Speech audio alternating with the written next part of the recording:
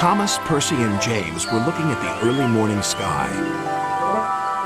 "Everyone's so much happier when springtime comes," said Thomas. "Everyone except Sir Topham Hatt," grumbled James. "He seems to be working us harder than ever. I'm tired of these coastal runs." "He just wants everything to be ready for the holidays," replied Percy. "Anyway, salty air makes me all cheerful in my smoke box." "Pah!" snorted James. "It's the countryside that really gets me fired up. It's the only place to be." And he puffed away to collect his freight cars from the docks. Thomas and Percy had to take some empty freight cars to the scrap yards. In a siding, they saw an old coach. She looked very sad. "What are you doing here?" "They called me Old Slow Coach and told me I wasn't useful anymore. Now only the mice ride in me." "Well, you may be dusty, but you look in perfect shape." The yard manager appeared. "Come along. I have freight cars for you to take away." "Excuse me," said Percy's driver. "Can you tell us about this coach?" "Old Slow Coach. She's been here for years. She'll be broken up when we find the time." The engines were dismayed. "We'll try and help you," said Thomas. But he didn't know how. Meanwhile, James was enjoying himself. "This is the life," he chortled. But he was heading for trouble. One of the fuel cars was leaking. Then, suddenly, it caught fire. "Oh, help!" cried James. They reached a siding, and his driver gave the alarm. "It's fuel, and it's dangerous!"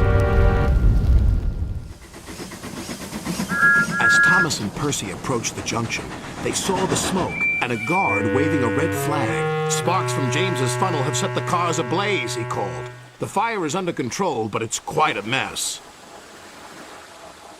"You said the countryside got you all fired up, James," said Percy, "but I didn't think you meant it in this way." "Ha!" snorted James. "It was the stupid car's fault, not mine." "It's safe to proceed now," called a fireman. Thomas and Percy now felt sorry for James. It wasn't long before they reached the station.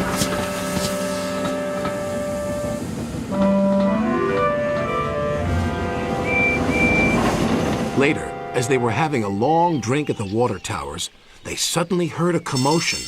"What's the matter?" Thomas asked. "It's another fire at the workman's hut," replied Thomas's driver. "We better see what we can do."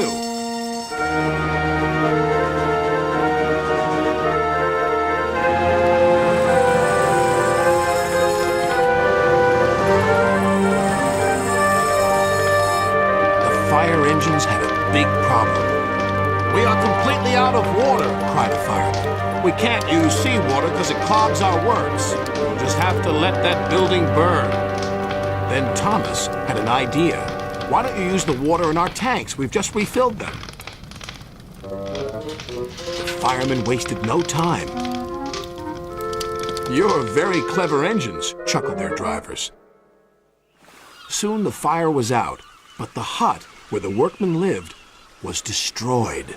"The men can't sleep on the beach," said the foreman. "What about Old Slow Coach? She would be perfect for the workmen," said Percy. "Comfy, too," added Thomas. "What a good idea, Percy," said his driver. They phoned Sir Topham Hatt, who agreed. "She'll be spick and span by the time you collect her." And she was, and very happy, too. "I can't thank you enough. I feel splendid." The engines buffered up to her, and she set off happily for her new home. Everyone agreed there was nothing old or slow about Coach, and she will always be really useful indeed.